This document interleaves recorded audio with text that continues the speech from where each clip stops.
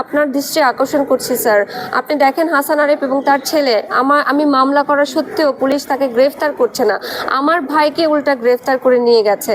আমার ভাই কি অপরাধ করেছে? ওর বয়স মাত্র 24 বছর, ও লুডো খেলছিল।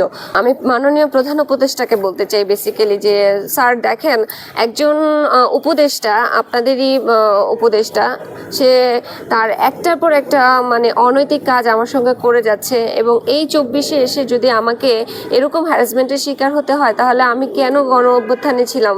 আমি কেন রাজপথে ছিলাম?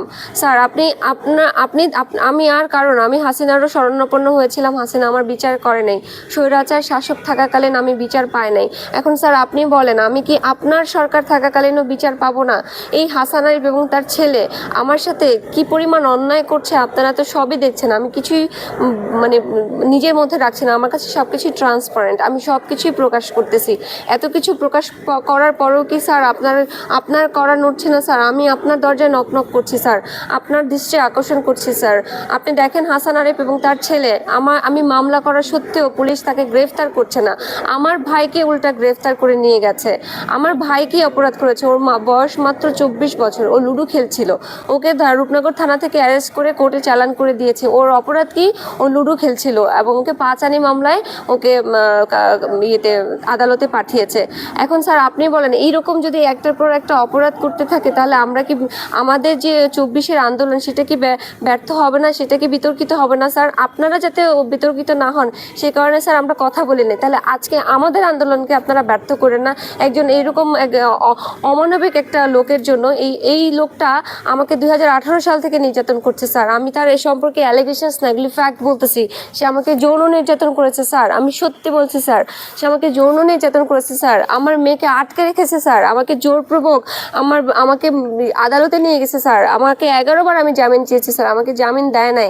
আমি যখন প্রেগনেন্ট 35 সপ্তাহে, তখন আমাকে ম্যাজিস্ট্রেটের কাছে না দেখিয়ে, যেখানে খুনের আসামিকেও ম্যাজিস্ট্রেটের সামনে নিতে হয় স্যার, সেখানে আমি একজন গর্ভবতী মহিলা ছিলাম স্যার, আমাকে নিয়ে যায় নাই স্যার, আমাকে ম্যাজিস্ট্রেটের সামনে নেওয়া হয় নাই। আপনি একটু ইনভেস্টিগেট করেন।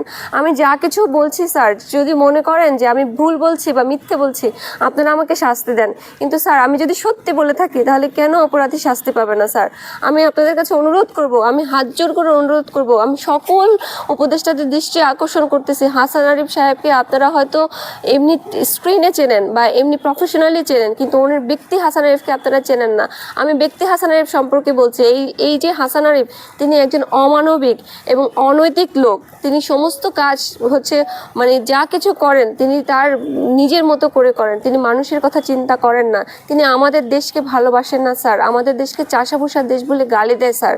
আপনি দেখেন স্যার তিনি কতটা অমানবিক। আমার 4 বছরের বাচ্চাটাকে স্যার, ও অসুস্থ, ঠান্ডা লেগেছে প্রচণ্ড, ওকে কাজের লোকের কাছে রেখে দিয়েছে স্যার, আমার কাছে দিচ্ছে না।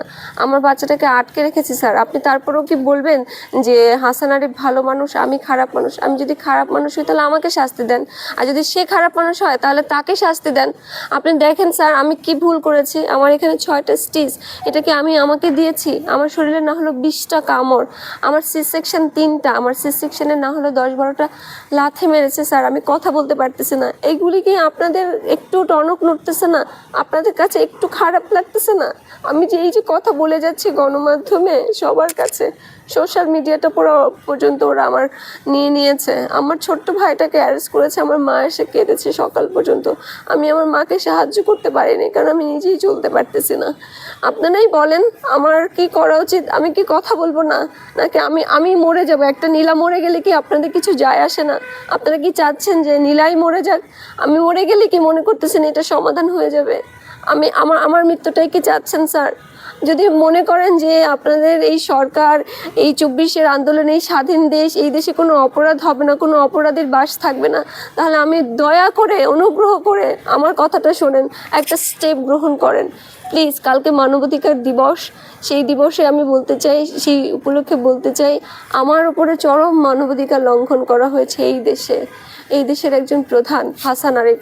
তিনি এখন উপদেষ্টা, তখন অ্যাটর্নি জেনারেল ছিল। এই অ্যাটর্নি জেনারেলের নিয়েই সে আমাকে যে পরিমাণ অন্যায় করেছে আমার সঙ্গে, আর এখন তো সে উপদেষ্টা, সে আমার সাথে আর কি অন্যায় করতেছে আপনারা ইমাজিনও করতে পারবেন না। আমি সব বলতেও পারছি না, কারণ আমার কাছে এভিডেন্স নাই। আমি যদি এভিডেন্স ছাড়া কথা বলি তাহলে তো ওরা আমাকে আইনি প্রক্রিয়া আরেকটাভাবে ঝামেলায় ফেলবে। এমনি বলা হয় আমার 10 বছরের জেল হবে অথবা আমার খুন হবে, তারপরও আমাকে এই সংসার করতে হবে, আর না তো আমি কোনোভাবে এই সংসার ছাড়তে পারবো না। সেটার ফুটেজটা, সেটার রেকর্ডিংটাও আমি কিন্তু জনসম্মুখে আমি সোশ্যাল মিডিয়ায় দিয়েছি।